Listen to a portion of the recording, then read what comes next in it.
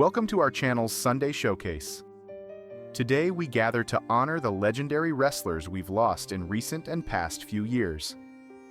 Their profound contributions to the world of wrestling continue to resonate with fans and inspire the next generation. In this video, we'll also share some somber news about Paige, which has touched many hearts. Join us as we celebrate their remarkable legacies through heartfelt tributes and cherished memories. Don't forget to subscribe and stay connected with us to keep their inspiring stories alive. Chris Travis, born on December 16, 1983, was a gifted British professional wrestler whose passion, talent, and charisma left an enduring mark on the independent wrestling scene. Hailing from Sheffield, England, Travis rose through the ranks in the early 2000s, quickly earning a reputation for his agility, technical skill, and electrifying presence in the ring. He became a standout star in UK promotions like Insane Championship Wrestling, ICW, Progress Wrestling, and Preston City Wrestling, PCW, and even made appearances in international promotions such as Pro Wrestling Guerrilla, PWG. Known for his high-energy style and ability to connect with audiences, Travis formed part of the popular tag team Project Ego alongside Martin Kirby. Together, they thrilled fans with their chemistry and entertaining performances. Travis also shone in singles competition, earning admiration for both his athletic ability and his sportsmanship. In 2014, Travis was diagnosed with stomach cancer, forcing him to step away from wrestling to focus on treatment. After a brief remission in 2015, he made a courageous return to the ring, inspiring fans worldwide with his determination and resilience. Sadly, the cancer returned, and Chris Travis. His sent shockwaves through the wrestling community, with tributes pouring in from fans and fellow wrestlers alike. Many remembered him not only as an exceptional performer, but also as a kind, generous person who mentored and supported others in the business. Though his life and career were tragically short, Chris Travis's impact was profound. His legacy continues to live on through the memories he created in the ring and the inspiration he provided to aspiring wrestlers everywhere. He remains a beloved figure in British wrestling history. Moises Fuentes, born on September 20, 1985, in Mexico City, Mexico, was a gifted and tenacious professional boxer whose career left a lasting mark on the sport. Known for his orthodox stance and aggressive in-ring style, Fuentes competed across several weight divisions, including mini flyweight, light flyweight, flyweight, and super flyweight. His adaptability and determination made him a respected contender in each class. Fuentes achieved the pinnacle of his boxing career in 2011 when he won the WBO minimum weight world title. He successfully defended this championship until 2013, showcasing not only his technical skill, but also his mental toughness and resilience under pressure. His accomplishments didn't end there. Fuentes went on to claim the WBO interim junior flyweight title in 2013, a belt he held until 2014. These victories established him as one of Mexico's most formidable fighters in the lower weight divisions during his prime. Throughout his career, Fuentes fought in 33 professional bouts, securing 25 wins, including 14 by knockout. His record reflects not just his skill, but also his fighting spirit and the ability to stand toe-to-toe with elite competitors. Whether battling for a title or climbing the ranks, Fuentes approached each fight with unshakable dedication and courage. Sadly, the boxing world lost Moises Fuentes far too soon. In Mexico City, leaving behind a legacy defined by heart, perseverance, and a relentless pursuit of excellence. His was a profound loss to the sport and to his native Mexico, where he was cherished as both a champion and a warrior.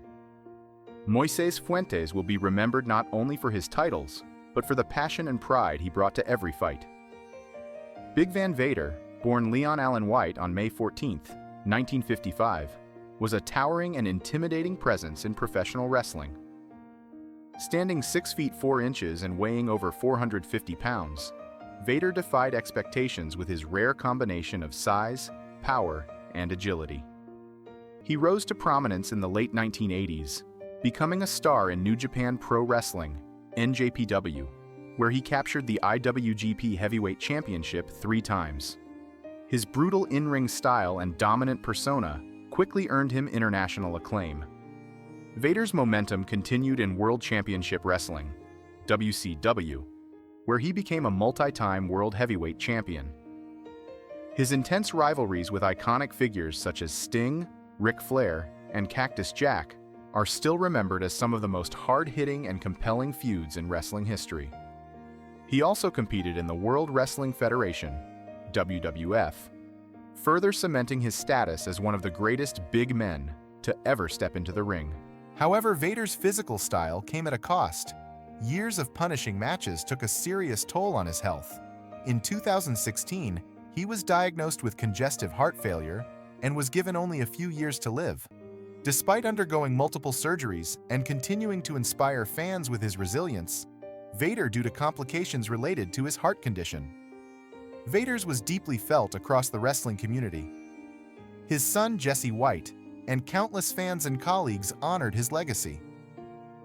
Beyond his intimidating persona, Vader was respected for his influence and contributions to the industry. He paved the way for future generations of large athletes, proving that size could coexist with skill and agility. Today, Vader remains an enduring figure in wrestling lore, celebrated for both his power and his pioneering spirit. Antonio Sanchez Rendon, known to the wrestling world as El Signo, leaving behind a lasting legacy in Mexican lucha libre. Born on September 4, 1954, in Ocotlan de Morelos, Oaxaca, Mexico, El Signo rose to prominence as one of the most influential figures in the sport's history. He began his professional wrestling journey in 1971 at just 17 years old. Early in his career, he gained attention for his skill, charisma, and storytelling ability in the ring. Though he lost his mask in 1974 in a dramatic Luchas de Apuestas match, revealing his real name, he continued to wrestle under the name El Signo, becoming an even greater force in the industry. El Signo is perhaps best remembered as a founding member of the groundbreaking trio Los Misioneros de la Muerte, alongside Negro Navarro and El Texano. Together, they revolutionized the sport by popularizing the trio's match format, which became a defining feature of Mexican wrestling. Their chemistry, innovation, and dominance helped reshape how matches were structured and performed across the country. Competing in the Universal Wrestling Association, UWA, El Signo earned major victories, including capturing both the UWA World Lightweight and Welterweight championships. These titles cemented his reputation as a technically skilled and highly respected competitor. After retiring in 2010, El Signo's influence endured through his son, Hijo del Signo, who continues to honor his father's name in the ring. Antonio Sanchez Rendon's contributions to the evolution of lucha libre, particularly his role in establishing the trio's format, ensure that his legacy will remain etched in the hearts of fans and the annals of wrestling history. Mike Sharp, born on October 28, 1951, in Canada, was a respected professional wrestler whose career spanned multiple decades. Best remembered for his time in the World Wrestling Federation, WWF, during the 1980s and early 1990s, Sharp earned the nickname Canada's Greatest Athlete, thanks to his powerful build, booming voice, and tireless work ethic. Sharp began wrestling in the late 1970s, following in the footsteps of his father and uncle, both of whom were professional wrestlers. Quickly making a name for himself, he became known for his intense in-ring style, loud grunts, and ever-present forearm brace, an accessory that added to his larger-than-life persona. While he often played the role of the heel, villain, Sharp's consistent performances earned him respect across the industry. Though he never held a major title, he competed against top names such as Hulk Hogan, Randy Savage, and Tito Santana, often helping to elevate younger or more prominent talent through his matches. Sharp's signature move, humorously dubbed the Sharp Shooter, not to be confused with Bret Hart's famous hold, was more about character than technical prowess, but it further cemented his place as a recognizable figure during wrestling's golden era. Behind the scenes, he was known for his dedication and professionalism, frequently mentoring younger talent. After retiring, Sharp lived a quieter life in New Jersey. Sadly, despite never capturing championship gold, Sharp's legacy lives on as a hardworking performer who embraced every role he was given. He remains fondly remembered by fans and peers alike for his passion, reliability, and unique personality that helped shape the landscape of 1980s wrestling. Kamala, born James Harris on May 28, 1950, in Senatobia, Mississippi, was a professional wrestling icon known for his unforgettable character and powerful in-ring presence. Rising to prominence in the 1980s and 1990s, particularly in the World Wrestling Federation (WWF), now WWE, Kamala was portrayed as a fearsome Ugandan giant. His character, a tribal warrior complete with face paint, a loincloth, and a mask, became one of the most distinctive and memorable personas in wrestling history.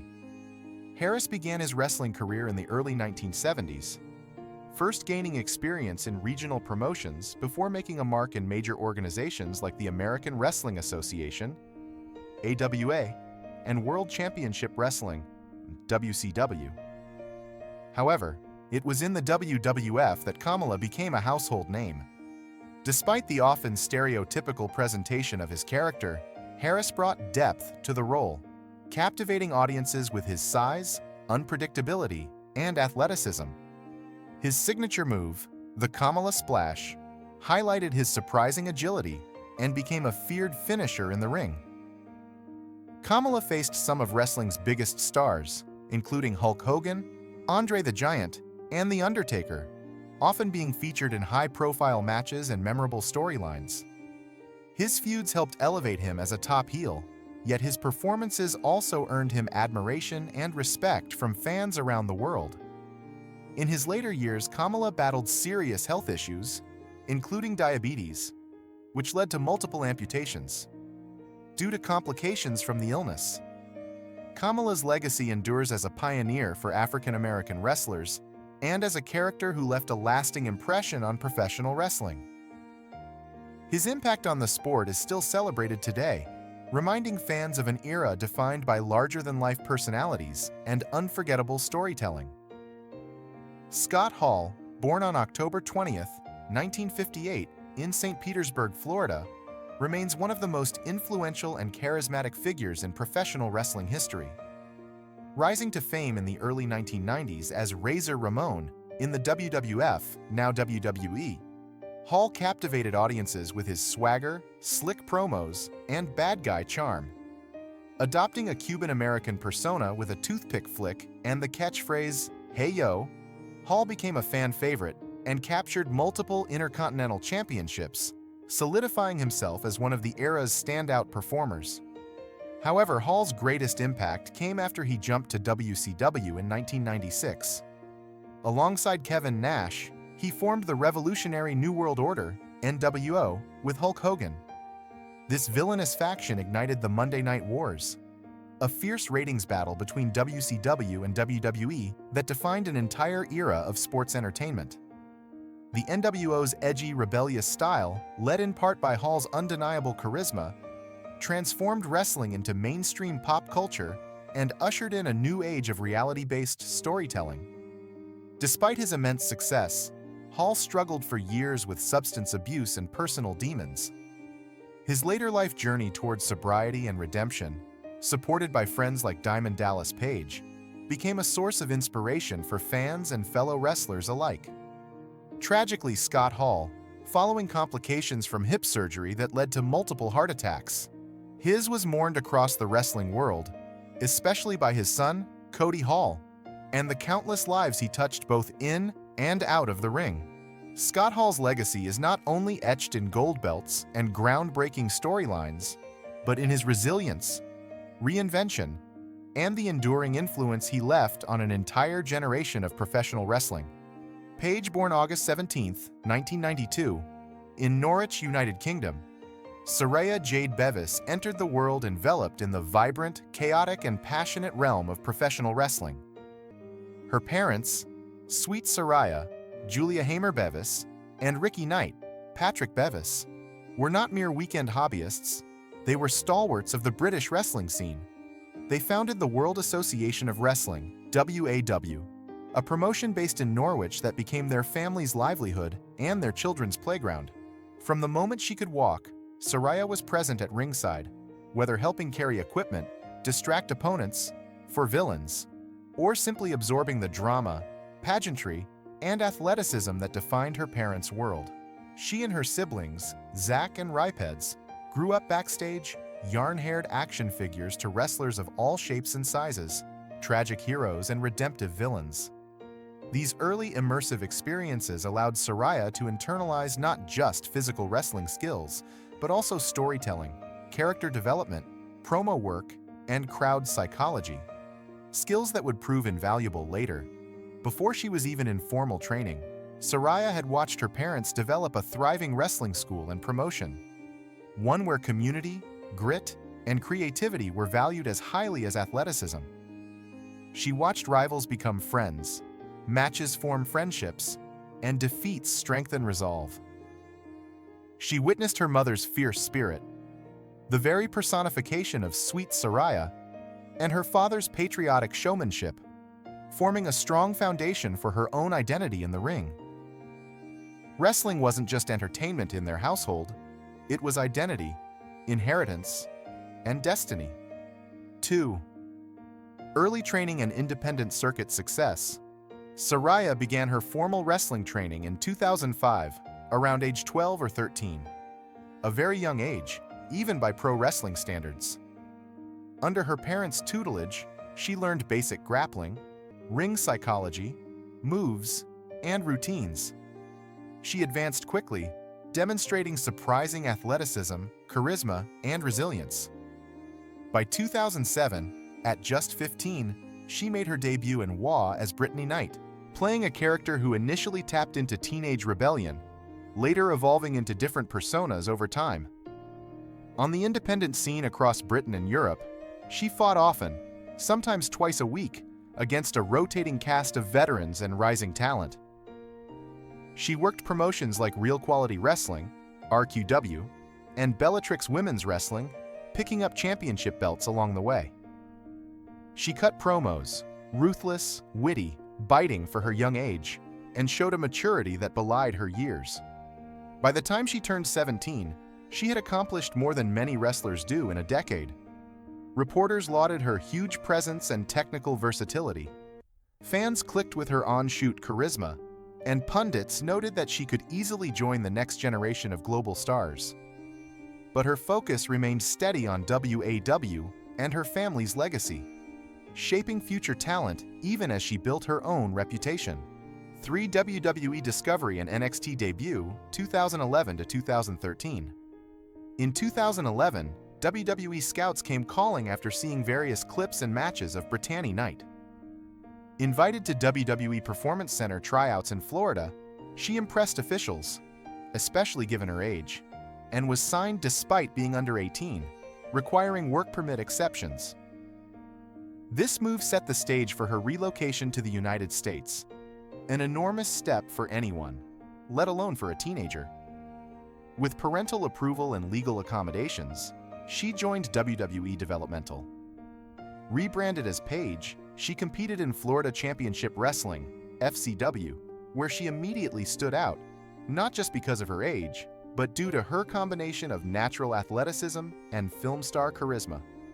She later moved to WWE NXT, where she and Emma, Tennille Dashwood, formed a landmark tag team, and later one of NXT's most celebrated feuds during spring 2013.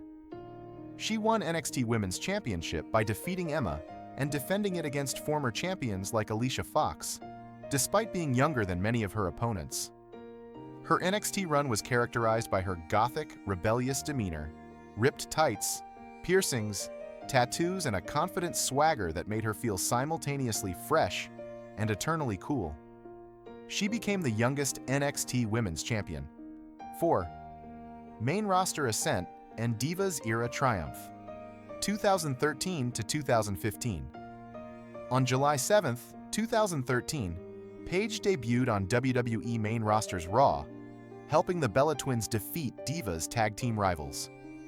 Later that night, she captured gold directly, winning the WWE Divas Championship from AJ Lee in her very first match, becoming the youngest Divas champion at about 20 or 21 years old. This feat immediately cemented her as a groundbreaking rising star in women's wrestling. Paige's goth punk aesthetic collided magnetically with the Divas era, a time when women's wrestling was still recovering from objectification and lack of serious focus. She represented a shift to in-ring credibility. She held the Divas Championship twice, had major feuds with AJ Lee, Alicia Fox, Summer Rae, and others, and participated in high-profile matches like 2014 Survivor Series, WWE Evolution promo packages, and year-long storylines that ran into 2015. Key moments included her WrestleMania 31 showdown against Nikki Bella, her rivalry with the Bella Twins over family and identity, and once-in-a-lifetime moments when she almost reignited interest in the Women's Championship lineage. Paige was not just a competitor, she was a symbol. Goth youth challenging glamour norms, at times bullied and underestimated, always searching for honest equality. 5. Wrestling World Tour, from Japan to the UK, 2015 to 2017. With WWE's increasing interest in globalizing its women's division, Paige traveled extensively to represent WWE internationally: Japan, Europe, Australia, Canada. She captured the NXT Women's Championship a second time in 2015, helping bridge the brand with main roster, showing diversity of talent. She represented the company at Wrestle 1 in Japan, face-offs with Manami Toyota, etc., and hosted events in London where she shared the ring with Paige vs. Emma rematches for both nostalgia and pressure. Each trip helped display WWE's growing international scope, especially in Japan where women's wrestling is taken seriously, Joshi Puroresu, and in Australia where she participated in live tour finals. Behind the scenes, her wealth of experience made her a mentor, helping younger wrestlers stage matches, work the audience, and promote brand consistency. She also worked on musical partnerships, appearing in music videos, representing WWE properties, and even launching her own clothing and jewelry line, expanding her horizon beyond wrestling. Mach 6. Personal Struggles and Downturn, 2016 to 2017. However, even as her stardom continued, Paige's health and personal life suffered. She underwent a neck surgery in late 2016 to address lingering injury from a trick flip. The operation sidelined her for several months, and when she returned, her character had changed. More guarded, darker, and haunted. In May 2016, she broke the news that she had endured much deeper trauma, revealing she had been a victim of intimate partner abuse during her relationship with then-boyfriend Alberto Del Rio, an act of courage that resonated powerfully and empathetically with fans worldwide. The trauma she exposed contrasted starkly with WWE's pressure cooker. She was stronger, more courageous, but also fragile behind the blunt personas. Her character absorbed shades of reality, a star wrestler forced to dramatize her pain and restore her confidence in front of cameras. 7. Injury, Crisis, and Forced Retirement, 2017. On December 27, 2017, during a WWE live event in Uniondale, New York, Paige took a devastating dropkick that hyperextended her neck, leading to her suffering a serious cervical vertebrae injury. She collapsed in the ring, and though she finished the match, WWE immediately removed her from television. Within days, she was informed that she could no longer compete in the ring. The announcement, clear and public by January 2018, rocked the wrestling world. Paige had been permanently sidelined, forced into early retirement at 25. Not only did it halt her championship trajectory, but it also ended her evolution from Divas star to potential Universal Wrestling Champion. There were rumors she tried alternative treatments, stem cell injections, extensive physical therapy, regenerative procedures, but WWE doctors refused to clear her. The physical toll was brutal and irreversible. All that remained was TV appearances, creative talks for commentary, and occasional authority figure roles in storyline. Her role shifted to management. She became general manager of SmackDown Live, injecting youthful fire into WWE's authority system, but it was a capacity far from the ring. 8. Life off-screen, struggles, showbiz, and motherhood, 2018 to 2021. Post-retirement, Paige led a transitory existence. Public figure, WWE ambassador, social media star, fashion influencer. She hosted Total Divas, Season 6 to 7, starred in WWE documentaries, and traveled the world on autograph tours. She launched her personal clothing line called Saraya. She flourished in the spotlight, but she also struggled privately. WWE contract restrictions limited her income potential outside appearances. Her mental health took a toll. Wrestling publicly isn't just physically demanding, it is emotionally brutal.